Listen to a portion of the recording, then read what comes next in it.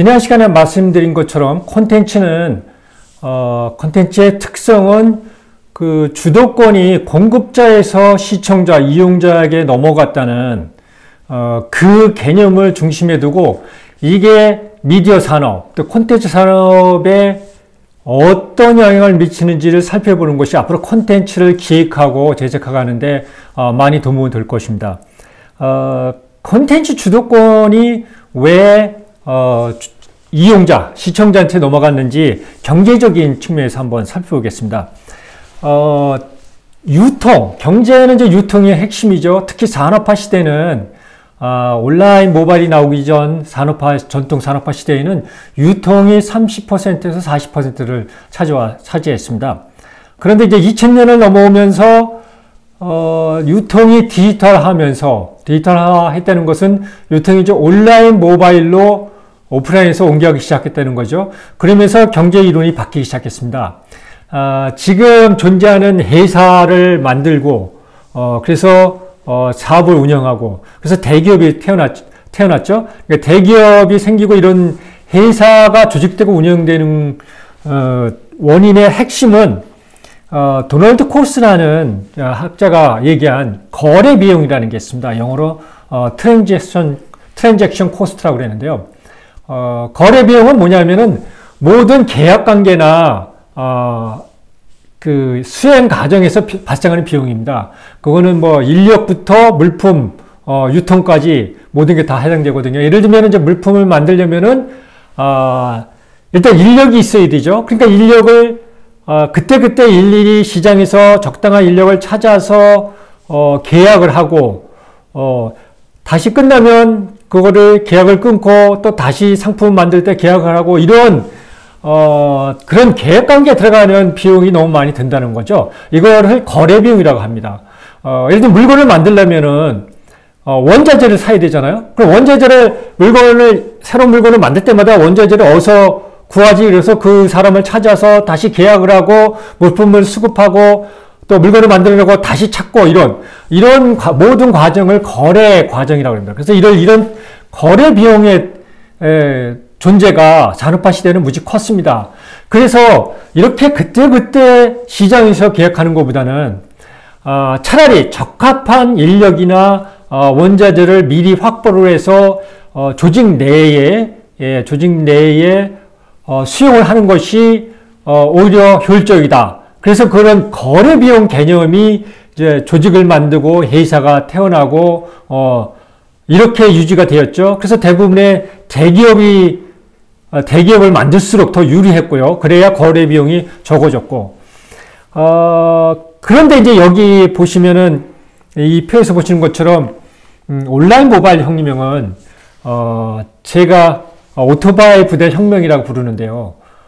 유통 과정이 디지털화하면서 거래 비용을 거의 없애버렸죠. 그래서 예전에는 물품을 하나 배달받으려면 몇만 원 하던 것이 지금은 몇천 원에 그냥 하루 만에 다 배달이 되잖아요. 그래서 그동안 그 유통 경로, 그러니까 배달하면서 생기는 그 업종의 30% 이상이 종사했거든요. 그러면서 경제가 이 30% 유통 영역이 무너지면서 경제가 변형을 걷기 시작했죠. 이렇게 거래 비용이 적으면은 무슨 장점이 있냐면요. 무슨 특성이 있냐면은 누구나 할 수 있다는 겁니다. 왜냐면 내가 만들면 소비자한테 바로 택배를 통해서 배달해 줄 수 있거든요. 그러니까 예전에는 내가 만든 물건을 소비자한테 전달하려면은 오랜 과정이 필요하고 그만큼 유통 경로를 내가 확보하고 있어야 됩니다. 지난 시간에 얘기한 각 영역에서 콘텐츠라는 용어로 바뀐 것은 그때도 방송은 전파라는 그 시스템을 갖추고 있는 방송사들이 할 수밖에 없었고요. 신문은 전국에 배급망을 갖고 있는 그런 중앙에 있는 신문사들이 할 수밖에 없고 출판도 서점을 갖추고 있는 교보나 이런 대형 유통망을 갖고 있는 서점을 갖고 있는 사람들이 할 수밖에 없었죠. 그런데 이제 온라인을 가면서 그런 거래 비용이 없어지니까 누구나 내가 하고 싶은 콘텐츠를 만들어서 팔 수가 있는 겁니다. 그래서 거래 비용이 거의 0에 가까우면은 진입장벽이 없어지고, 진입장벽이 없어지니까 누구나 할 수 있고, 누구나 할 수 있다 보니까 경로가 많아졌죠. 그러니까 시중에 그 상품이나 서비스를 누릴 수 있는 방법이 많아진 겁니다.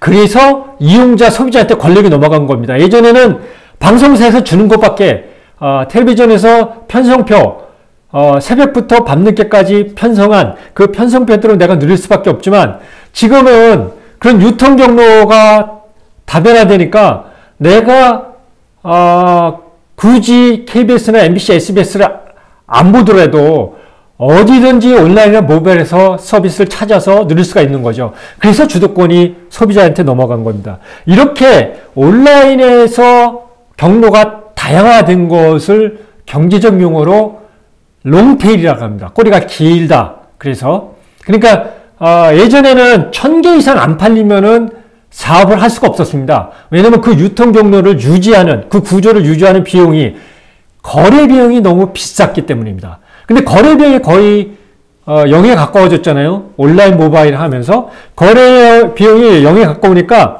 한 개도 팔립니다. 그래서 여러분도 온라인 모바일에 요즘 유행하고 있는 당근마켓이나 이런 중고 거래 사이트 이런 것들이 유행할 수 있는 게 한 개 갖고 직거래도 가능하잖아요. 이게 이제 거래 비용이 0에 가까워져서 그렇습니다. 정보를 누구나 이렇게 같이 나누면서 바로 주고받을 수가 있죠. 그래서 진입장벽이 해체되고 여기에 거래자가 많게 됨으로써 한 개 거래하는 것도 있고 10개 거래하는 것도 있고 100개 거래하는 것도, 이게 모든 게 상품이 되는 겁니다. 그래서 그 꼬리가 길다고 해서 롱테일이라고 합니다. 롱테일 마켓이라의 등장은 이제 아마존이 이제 그걸로 세계 거대 기업이 됐죠. 아마존은 이제 책을 팔기 시작하면서, 원래 1994년에 생겼는데 책을 팔기 시작하면서 온라인으로 바꾸면서 아마존에는 모든 상품이 다 들어가 있죠. 그런데 이제 예전에 산업화 시대에 오프라인에 거대 사업자들이 하던 보통 프리미엄 상품, 그죠? 블록버스터 상품이라는데요. 그런 상품도 있지만 아마존의 매출의 75%는 롱테일, 이렇게 몇 개 팔리고 뭐 이런 개별 맞춤형, 소비자들이 각자의 취향에 맞게 요구하는 거에 맞추는 롱테일 영역에서 판매가 이루어지고 있습니다. 그래서 이렇게 아마존이나 이런 것의 등장으로 롱테일 시장이 형성됐고요. 그래서 이 롱테일 시장 형성은 이 미디어 시장에도 아주 크게 영향을 주었습니다. 음악, 오디오 같은 건 MP3가 등장했죠. 비디오는 VOD가 등장을 했지만, 이게 이제 애초에 등장하기는 90년대 말에 이런 형식들이 등장했지만, 사실 온라인이나 모바일의 전송 속도가 그렇게 높지 않았죠. 근데 2000년, 10년대를 넘어가면서 고속 인터넷과 LTE 같은 고속 통신망이 되면서 동영상 영역에도 이런 유통혁명이 일어나게 됐죠. 그래서 VOD, 온디맨드라고 그러죠. 온디맨드는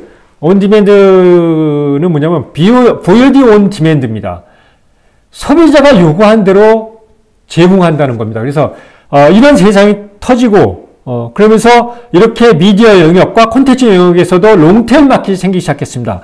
이 개념을 방송 개념으로 설명을 드리면은, 예전에는 KBS, MBC, SBS가 전파를 써서 남산으로 보내면은 남산에서 전국에 있는 중계소로 보내서 각가정 텔레비전이 수상하는 그런 중심의 유통망이었죠. 그래서 이제 하나밖에 전달할 수밖에 없었습니다. 그래서 한 번 이렇게 쏴서 그렇게 보내면 전국에 5천만 명이 똑같은 콘텐츠를 보게 됩니다. 그래서 매스미디어라고 불렀죠. 그리고 전체를 한 번에 커버한다 그래서 브로드캐스팅이라고 그랬고요.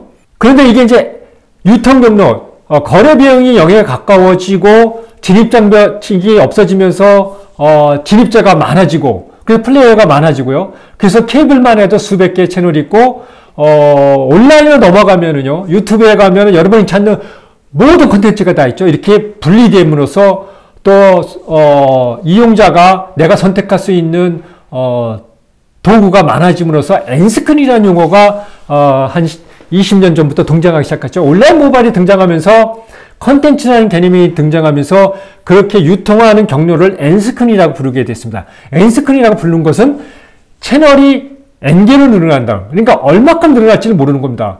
매년 기술이 발달되면서 계속 늘어나는 거죠. 그러므로서 브로드캐스팅이 아니라요. 점점 좁아지죠. 좁아지죠. 그래서 내로 캐스팅인데 한 명이 보는 것도 만족시켜주는 겁니다. 그러니까 그러니까 비디오 온 디맨드잖아요. 온 디맨드. 소비자가 원하는 대로 다 맞춰주니까. 그래서 한국말은 초라는 말을 붙입니다. 그래서 초협소 방송입니다.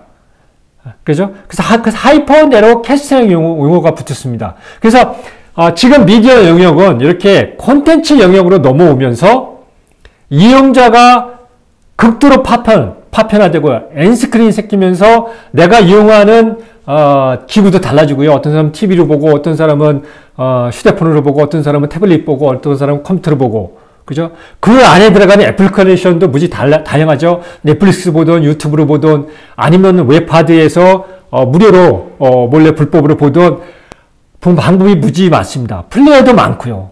애플의 퀵타임 플레이도 있고요. 윈도우 미디어 플레이도 있고요. 그죠? 그 외에 제3자 플레이어도 무지 많고요. 이렇게 N스크린이 생기면서 소비자의 선택이 많아지고요. 그러면서 이제 시장은 아주 극도로 롱테일 시장이 형성되면서 하이퍼 내로 캐스팅이라고 부릅니다. 그래서 앞으로 이제 콘텐츠 영역은 이렇게 N스크린과 하이퍼 내로 캐스팅이라는 개념, 예전에 불과 20년 전에 브로드캐스팅과 매스미디어의 형태에서 N스크린과 하이퍼 내로 캐스팅이라는 이 개념을 염두에 두고 콘텐츠 산업의 변화를 더 살펴보도록 하겠습니다.